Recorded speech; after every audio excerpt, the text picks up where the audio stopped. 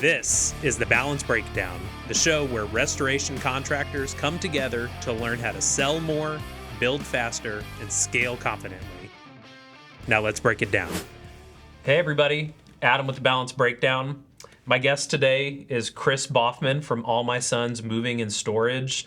It's a little different from what we normally have on the show, but Chris has an extensive career in the claims industry, and he's going to come on and talk about bringing claims into his side of the industry that historically didn't, talk about how he can support restoration contractors and best practices when you're talking about moving things out as it relates to a loss. But first...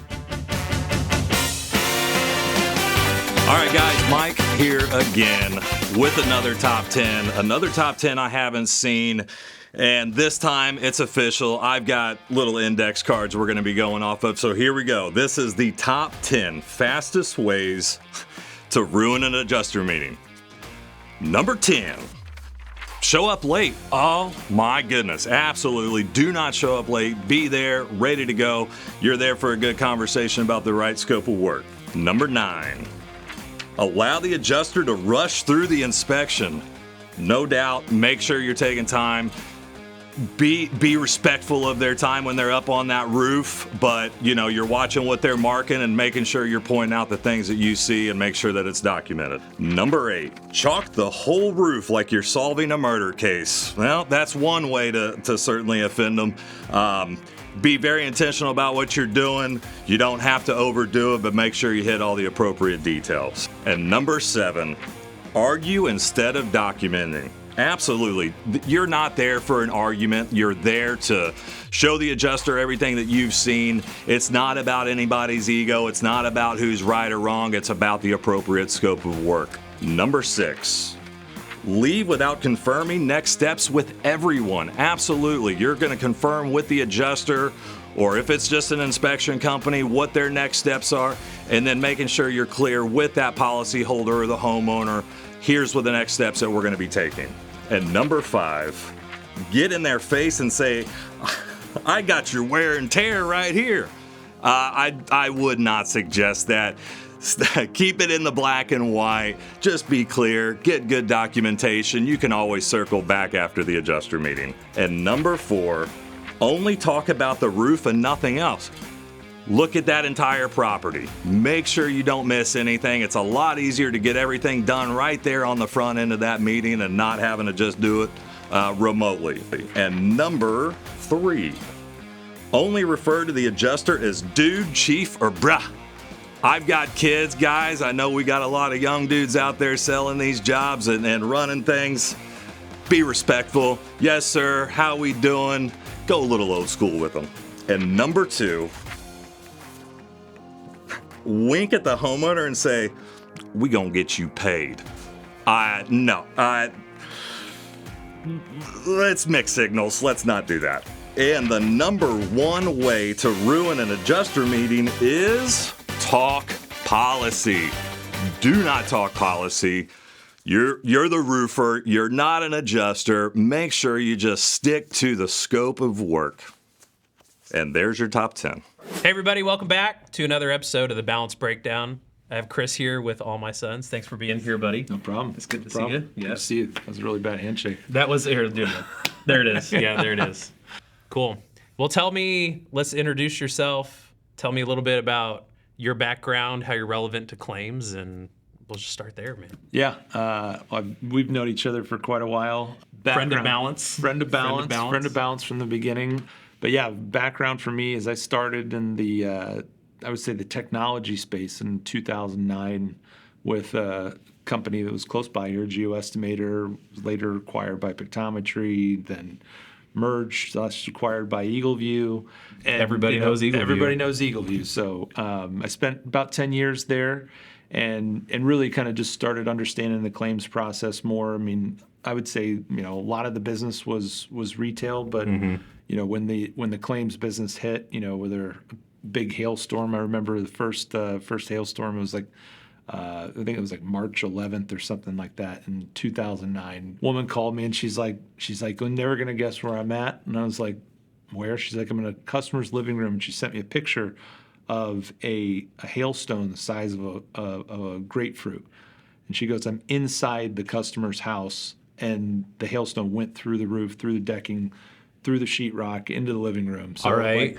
then it just turned into like insanity after that. Yeah. So got really tight knit with the insurance space. The contractors who would work that primarily understood their process and just how they worked a lot with Balance to kind of help them with their claims process, their supplementing, those types of things. And you just had to really know what you were doing. And I feel like at a certain point there was like a shift in the market where only a certain amount of contractors knew how to do insurance work. And then now I feel like every contractor knows how to do it. And it's just like perfecting it and getting better and better and bringing resources in. Yeah. Now everybody's that saying, process. how do I get into retail? Yeah. Now it goes all the way back. It's full circle. So Yeah. I did that for 10 years. I did a few AI companies that one was a street level imagery and LiDAR company. I learned a lot on the government space there, working directly with cities, municipalities all over the country. Cool. Which was awesome. And then I moved to an AI company that works in the moving space. So did full 3D reconstruction, not reconstruction, but inventory of a property at the beginning, where it could tell you how much stuff was in the house, how many couches, how many beds, you name it. And then they started moving into the actual scanning of like building a 3D model inside the home. That business was called Yembo.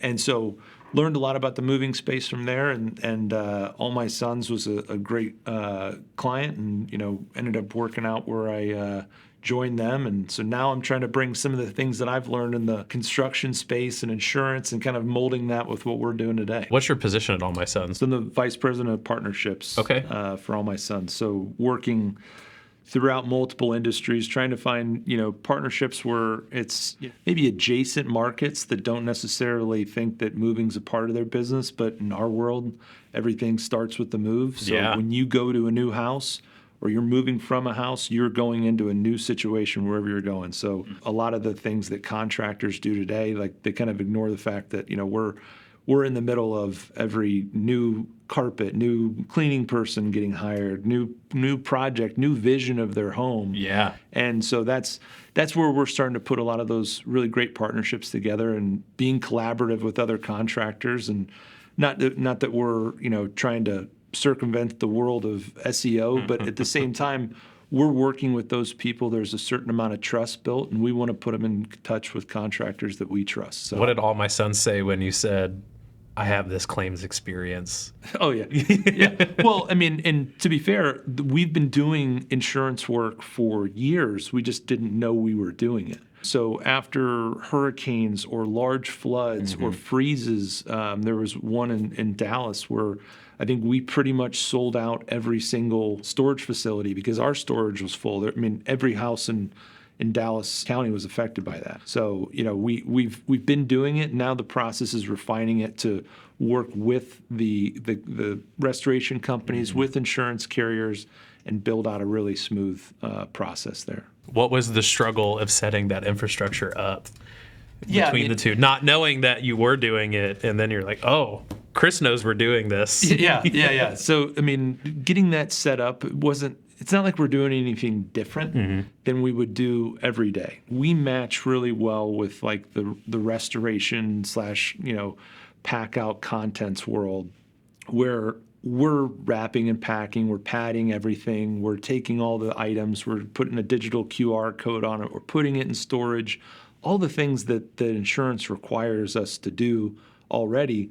So now it was just learning different systems. So, you get your exact-ware account set up, talk to Adam and get some coaching there. That piece would really be the change. The great part about what we do as a business is like we have centralized operations. So, you're not asking questions to 105 different offices. You're asking questions to a centralized dispatch that knows that this is a claim and knows how to handle that appropriately, file the paperwork, all those things. So that was a challenge, but it's not a challenge really. It was just like, this is the problem and let's solve it. And we've got a great team to get around it. You've interacted with Oh yeah, several people. I've seen under the hood. I've seen under the hood. Yeah. Yeah.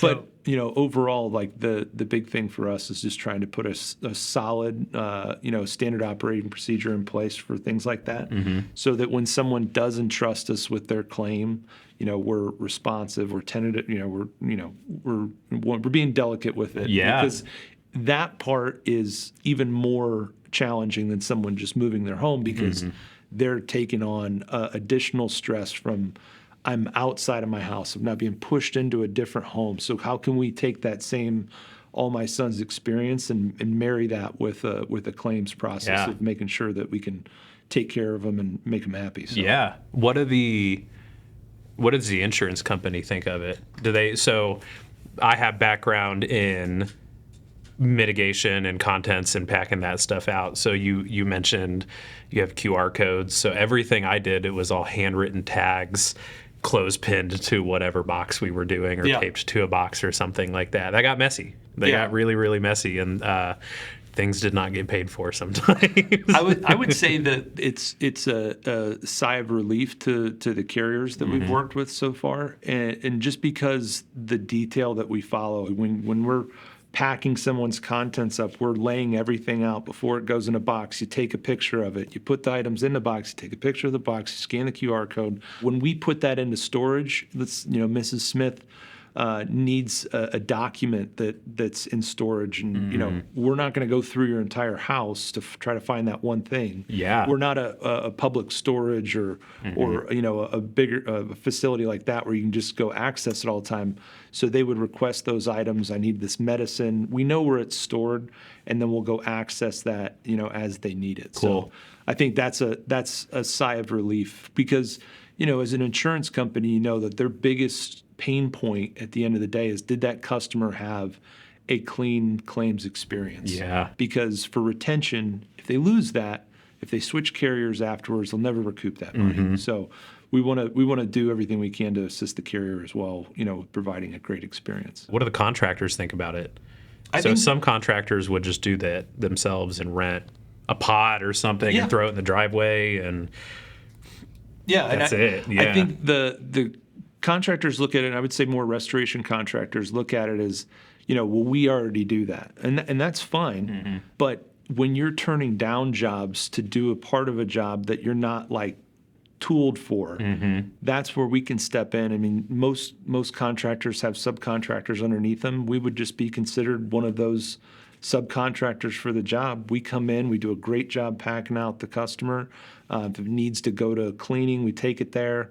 They can use us as a scaling arm versus a competitive look, because we've got 105 offices around the country. We've got all skilled W-2 labor, background checked individuals. We're not bringing people off the street to do these jobs, because reputation's everything for us, and we know that's the same way for them. So we want to be a reflection of their business as well. So really trying to be more collaborative with the restoration contractor and the insurance and third-party adjusting firms. Like those people all need that process to go really smooth. Yeah. So you're like, this is gonna sound, you're like playing both sides of it a little bit. You're making the carrier happy, the customer happy, the contractor happy. End of the day, if you can make the customer happy, you make everybody happy, because they're not concerned about anything. We can help the restoration companies, grow and accelerate, and then we can also help the carriers keep the customer happy. So I mean, that's the best of both worlds. We're not trying to be everything to everyone. We can just do that part really, really well, and they can count on us to do it.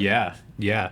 So I said I saw under the hood. We'll give the contractors watching this something to take away, because even if they don't hire All My Sons, what's the infrastructure that makes your guys' move successful when it's related to a loss? For us, it's timeliness of when we set that up. We've got our centralized operation. We're trying to stay in touch with that customer, get them on the schedule. If it's next day, same day, a week out from now when the adjuster comes and allows them to start work, just we'll get the things out that they need. We'll take it to their temporary living area, or we'll take the rest of it to storage. And for us, it's all about process. So like I mentioned, the digital inventory component of it, we digital inventory everything. We track everything. So when it comes time to bringing everything back, they're getting it back the exact same way it came to them, and protections like everything in moving. So you're not throwing, a TV on top of a sofa. Like, our teams train, before they can even go on a truck, it's a multi-week training process to do that. And then we make sure that all the details are there for them. And on an insurance side, just making sure all the estimates and everything's intact, getting those approved before we start, whatever steps that a carrier asks you to take before, starting work, not just going in, in the roofing world, if you could go in and you see hail damage, you just rip the roof off and replace it. It's not like that. So take the time to make sure all the steps are covered. So, like, from your perspective, so you saw the need, what were like the trigger points that you saw some contractors this has fallen apart from? So I know we had one where you guys were going to go do the pack out when you and I first started talking about that, and the contractor ended up doing it first, but I know it didn't necessarily go as great on the customer side. So what are contractors doing that you can see where it falls apart? Yeah, and it could, that in that situation, it could have been that contractor just didn't have a lot of work, and he just wanted to fill his bucket up, and totally understand that. We complete one part of it. We're not a full service restoration company. So in the event that they had selected us, we would have done a great job. We would have worked with the contractor and the carrier alike to get that completed. But I think they might look at it as more of like competition versus collaboration. So I think that's the biggest education piece that we're trying to get across, is we're here to be an extension of their brand. So education is good. Education is good. Education is good, but it just takes time. I mean, a lot of this is new. So whatever we can do to help facilitate, and you try one, goes great, then do it again. It's not, you're not signing every job away. But when you get busy, we are 100% an extension of their brands, and we'll do everything we can to help them grow. Yeah.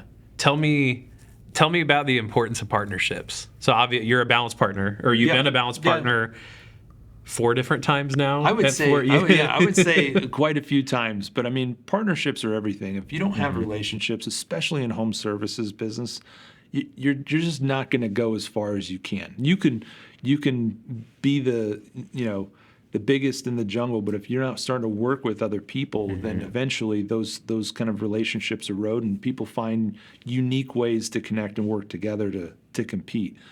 That they can think of a million different reasons in business why partnerships are great. But I think in home services specifically, you have to have somebody you trust. I think the element that we bring is the W-2 employee. Temporary labor, I'm sure there's fantastic people out there, but the instances outside of it, when you're going in the home, that is a position where you want the best representation of your brand. If you're doing, exterior work, might not be as important, but if you're coming in my house where my family lives, like I want the best people you can bring in, and that's what we'll bring to the table.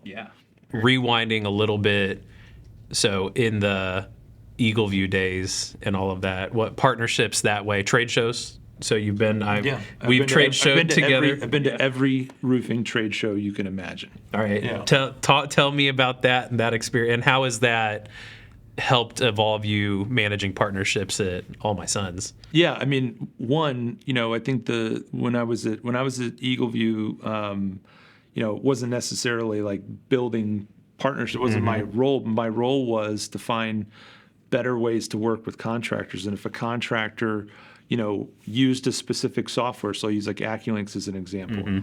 So they're using AccuLynx as their CRM. Well, if I don't work with AccuLynx, then I can't be in your flow, because that's your hub of your business. So, that data is really important. It helps you sell. When a company for a little bit of time, those reports were fantastic, but the execution afterwards, where it's like putting it in, billing, supplementing, those types of things, those CRM functions were huge.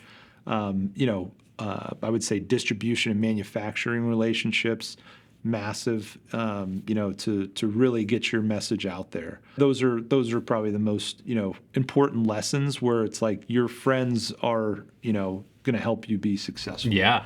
So- We're on iteration Four. Yeah, four. Four. But you guys have always been fantastic to work with. So, Yeah, same to you, man. Yeah, we got much love. Yeah. Yeah. Kind of to wrap us up, Sure. tips and tricks for contractors getting into it, or best practices that they can do if they are going to pass something off to All My Sons or another moving company or someone that'll handle the contents for them. Yeah. I think the biggest thing is just getting prepared. It's like, putting plumbing in a house. If you're planning on getting into that work where you feel like you could go past your capacity, let's get a conversation. We'll share how we work. We'll see what systems you operate on, see how we can match things up.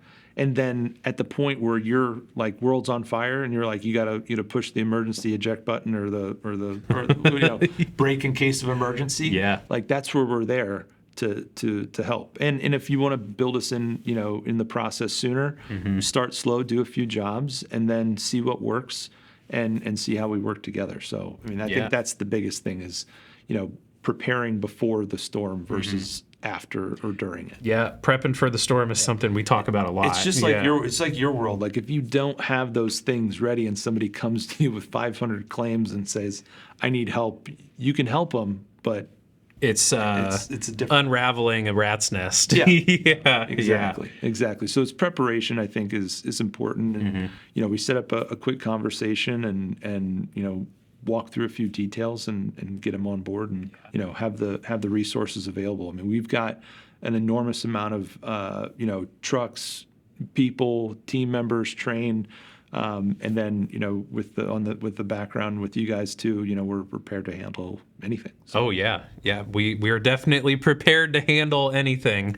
So what's the best way? Do they, if anyone's interested, do they reach out corporate? Do they reach out local office? So to get set up on the restoration packout side, reach out to us. I think we're going to drop a landing page in there where you can reach out. Find me on LinkedIn. I'm pretty responsive there. Yes, you are.